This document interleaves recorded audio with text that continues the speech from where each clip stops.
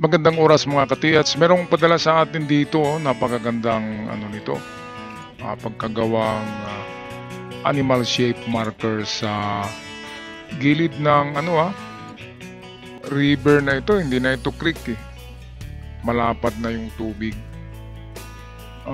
Ganun pa man ay sabihin natin creek kasi medyo hindi rin gaanong kalakihan eh. Ano bang meron? Merong mata oh. Merong linya, hindi natin tiyak kung anong linya yan, pero merong parang heart dito o itong letrang D daw yan eh, tsaka visible na dalawang dot. Itong isa parang natural lang yan. Okay, so balikan natin yan mamaya. Atin muna tingnan yung iba pa. Ito, so ito yung front. Parang bilog lang yung dito. Pero merong square hole. Meron din dito. Meron din dito, pero hindi natin yan tiyak kung ano yan. Kung natural ba yan. Ang maganda dito ay itong tatlo.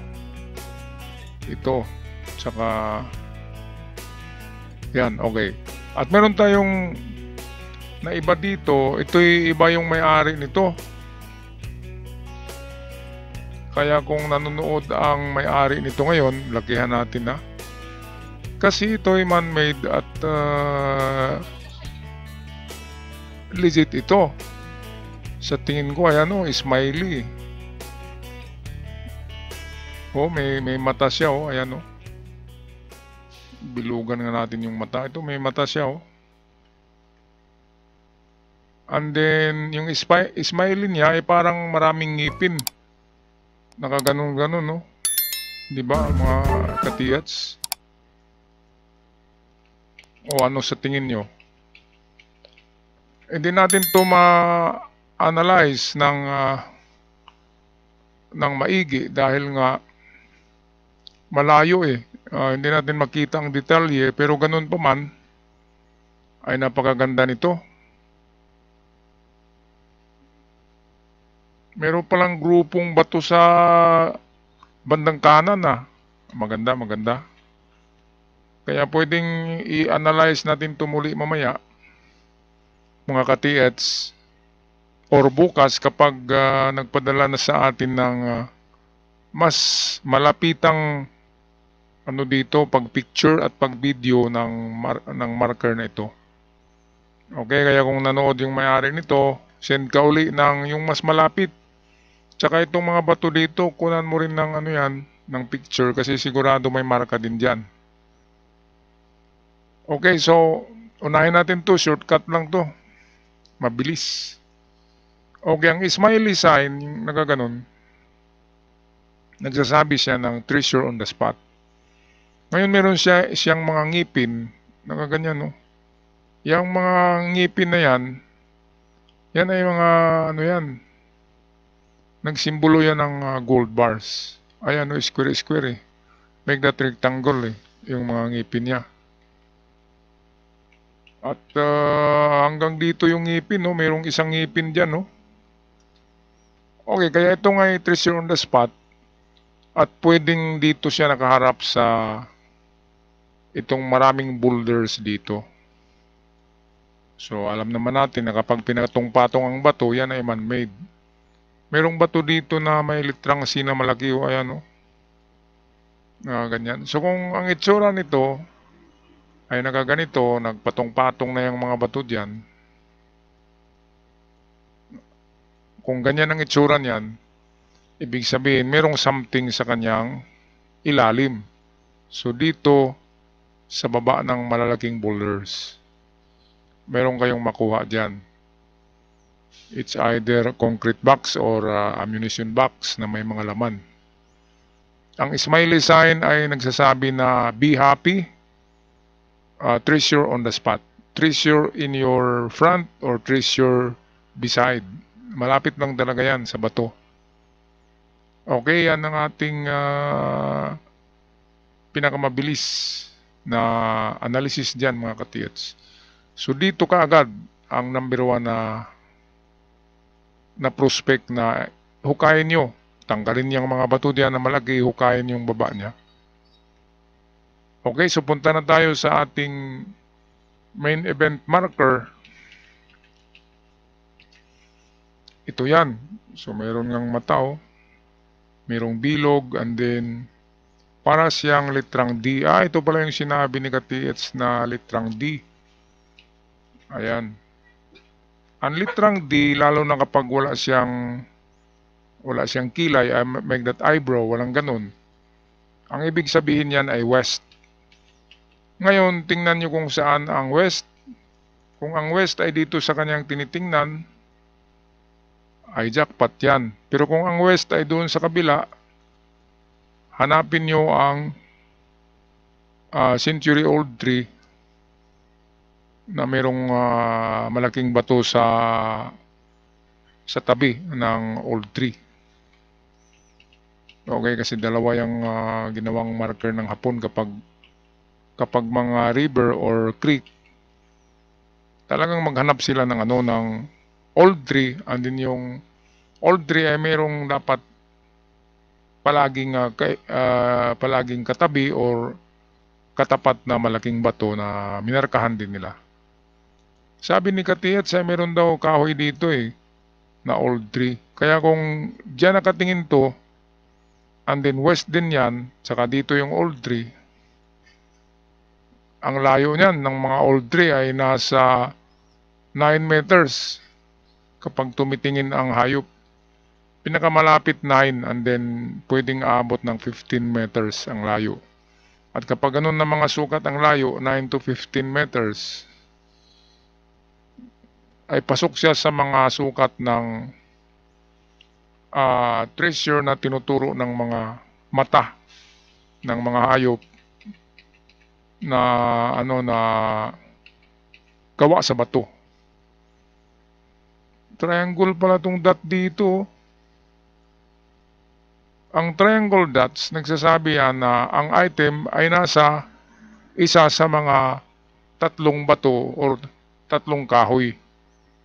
Ayan, kaya kung merong bato diyan na 3 na naka-triangle galing dito, sabihin natin may bato rito na malaki yung parang kalabaw ang laki, dito rin may bato.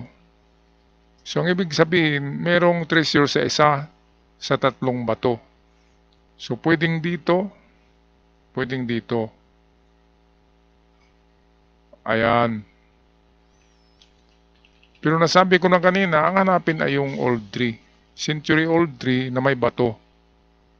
Kasi dalawa yan na na marker nila para sigurado may malaking bato, and then may old tree. At kapag yan yung tinitingnan sa layo na 9 to 15 meters, well, 99.9% na mayroong nakabaon, mga ka-TH.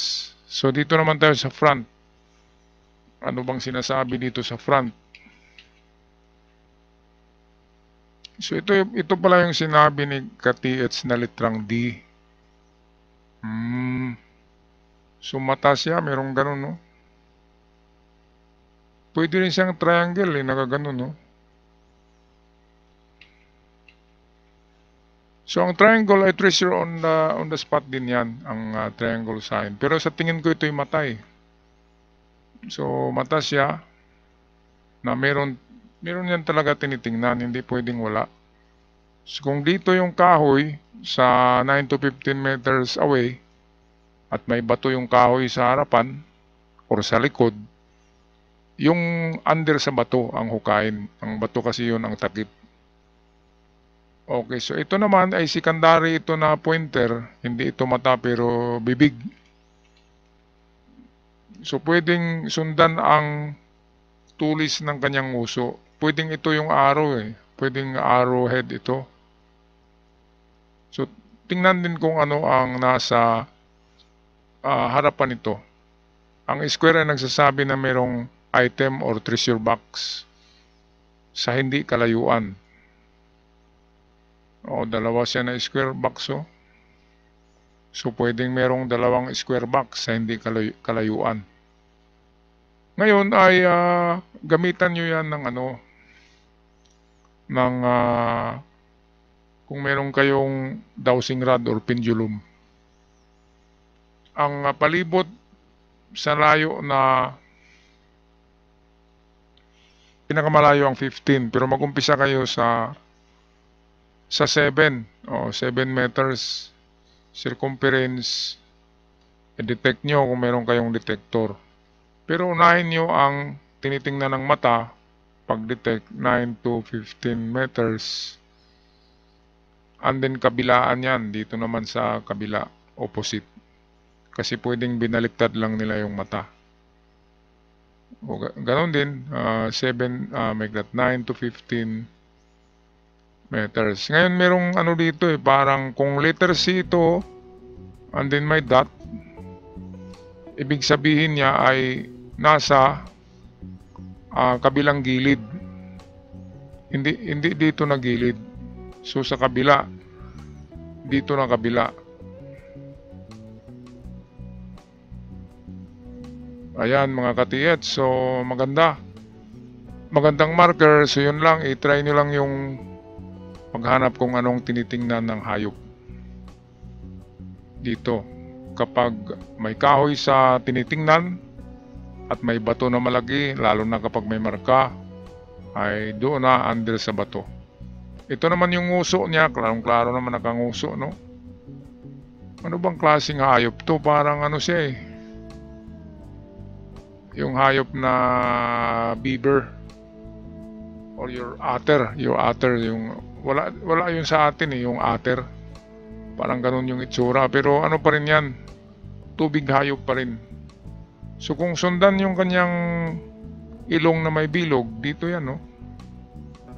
Kung merong malaking bato doon sa kabila ng creek, at nakita nyo yung bato malaki, and then pagtingin nyo dito sa triangulation ay merong sa katapat malaking bato o kahoy, pwedeng kahoy rin,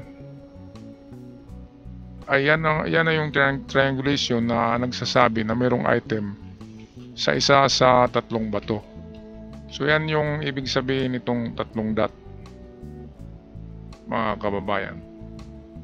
Okay, so iba't ibang kahulugan ng mga triangle dots. Merong triangle dots din na treasure inside the rock, merong ganun. Kaya kailangan talaga gamitan niya ng dowsing. Baka dito lang yan sa likod niya Napakaano kasi ang Hapon gagawa ng sign, ituturo ka sa malayo, yun pala nasa gilid lang, sa malapit lang.